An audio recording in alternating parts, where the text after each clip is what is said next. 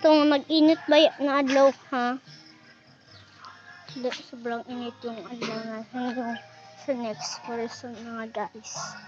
Ang sobrang init. So, pupuntahan natin ang mulberry. Yan, tanam namin yan. Yung papaya. Yan lahat. Yung mulberry yan. So, tara. Talaga. Ito ang pinaka-last na mulberry. Humiga muna. 1, 2, 3, go! Yan, mulberry pa yan. Sarap eh. Itong mulberry. Ang sarap ng mulberry. Sa ilalim, sa taas. Tapos yan, patanim yan. Ang dalawa. May isa pa dito.